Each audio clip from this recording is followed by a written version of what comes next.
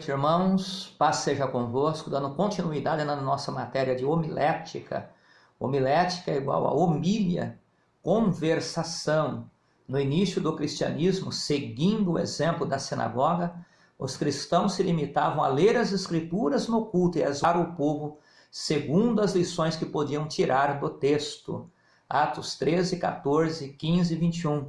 Então, no início da igreja, os primeiros cristãos, eles tinham um conhecimento ainda muito limitado da palavra de Deus. Não havia Bíblia, não havia ainda o cânon das Escrituras completo.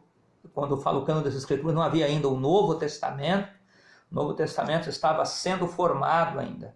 Então hoje nós temos a palavra de Deus, temos a Bíblia completa, então podemos fazer uma exposição da palavra de Deus com muito mais conteúdo, com muito mais conhecimento, principalmente em relação ao Novo Testamento. Nós vemos aqui também na questão da oratória. Os romanos observavam grande influência da cultura helenista, cultura grega. Empolgaram-se com a retórica dos gregos e adotaram com o nome de oratória, o óris, igual a boca. Cícero, advogado e político, foi um dos maiores teóricos sobre a ciência da oratória, juntamente com Quintiliano, o maior, que escreveu Instituição Oratória, a mais completa obra do gênero em sua época. Os romanos ainda não sabiam a respeito de retórica sacra ou oratória sacra. Então, daí que vem essa questão da homilia, que é conversação, e oratória, que vem de ores, tudo lá da cultura grega, que predominava na época ali do Novo Testamento.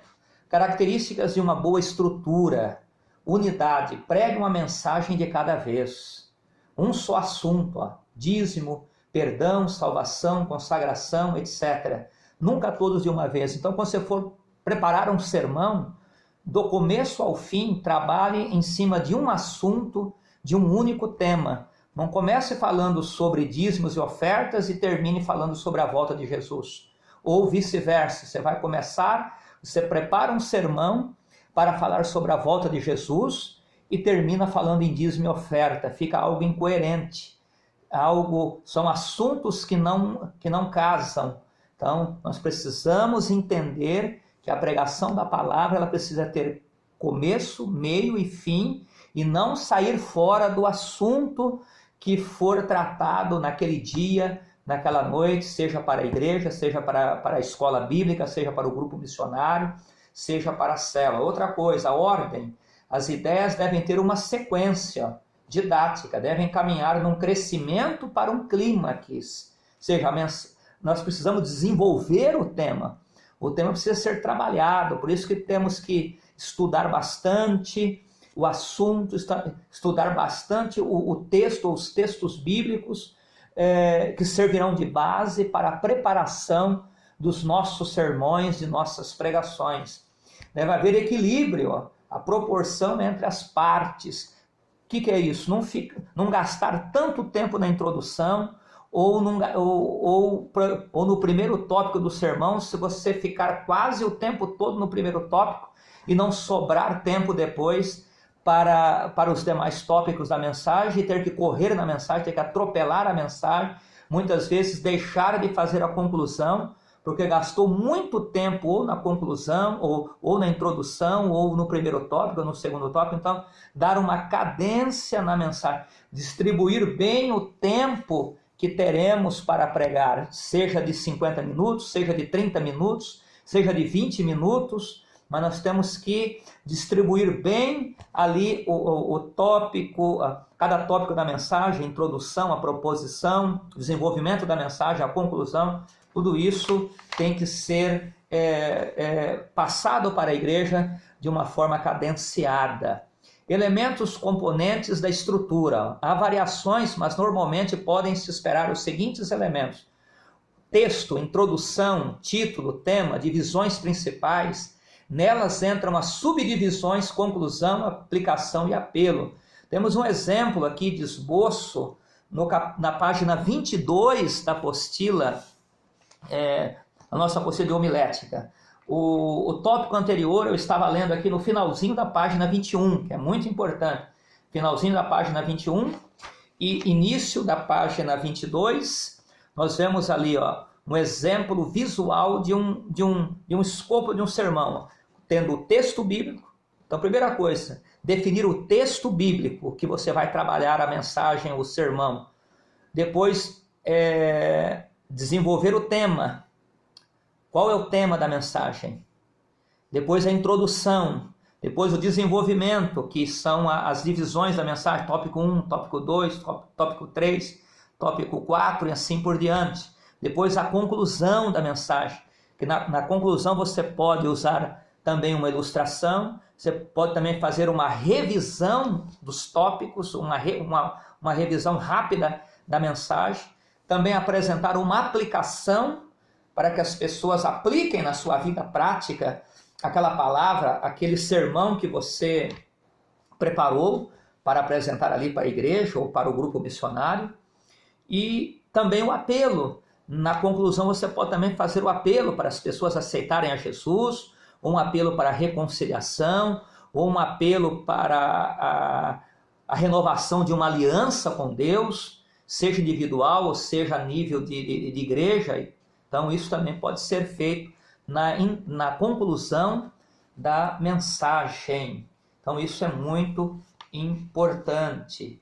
Outra coisa que nós vemos aqui na página 25, conhecendo os 4 elementos da comunicação. A fonte é o pregador, o receptor é o ouvinte, a mensagem deve ser transmitida pela fonte de tal modo que os receptores, a plateia, os ouvintes, os irmãos da igreja, entendam o que está sendo dito, o que está sendo pregado, o que está sendo transmitido. Então é muito importante também que nós, como pregadores da palavra, expliquemos a palavra de Deus. A mensagem bíblica precisa ser explicada para que as pessoas entendam e precisamos ser claros naquilo que queremos transmitir às pessoas. Também o veículo, que é o canal que liga a fonte ao receptor, ou seja, o pregador aos seus ouvintes. Isso é fundamental para qualquer pregação da palavra de Deus, para qualquer princípio da palavra. Outra coisa também fundamental na homilética é princípios práticos para o uso de gestos. Não se deve estar na frente inerte como uma estátua. Então o pregador não pode ficar inerte, ficar parado. Não. Ao mesmo tempo nós não precisamos nos movimentar constantemente e ficar gesticulando sem parar. Isso também prejudica a transmissão da mensagem, como também não podemos ficar inertes do começo ao fim da mensagem, ali, ou do estudo bíblico, ficar ali parado no mesmo lugar. Os gestos usados de forma inadequada podem levar ao ridículo, quando apresentados de maneira espalhafatosa. Deve-se tomar cuidado com gestos que possam demonstrar uma atitude desonesta, nunca pregar com a mão no bolso, nunca pregar fazendo cacuetes, ou olhando para o teto, olhando para o lado, ou fixar o olhar somente numa pessoa, não. É fundamental que olhemos para todas as pessoas, que os nossos movimentos, que os nossos gestos sejam o mais natural possível. Então isso é fundamental. Falar com clareza, com imposição de voz, com impostação de voz, falar olhando para as pessoas, falar com convicção, tomar muito cuidado com a dicção das palavras, com a leitura, também apresentarmos uma boa leitura bíblica. Isso é fundamental para que as pessoas entendam a palavra que queremos transmitir. É indispensável harmonizar os gestos com o significado das palavras. Os gestos devem ser naturais e espontâneos. Para alcançar este nível, deve-se viver e sentir o máximo que está pregando. Então, o pregador deve viver aquilo que está pregando. A atitude e os gestos do pregador têm grande influência junto ao auditório.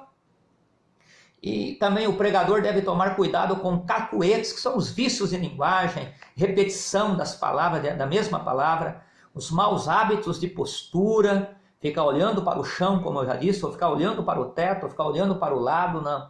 Temos que olhar para a congregação, olhar nos olhos, transmitir a palavra de Deus com convicção, com autoridade, isso é fundamental. Deus abençoe os irmãos. No próximo vídeo vamos dar continuidade da nossa matéria homilética.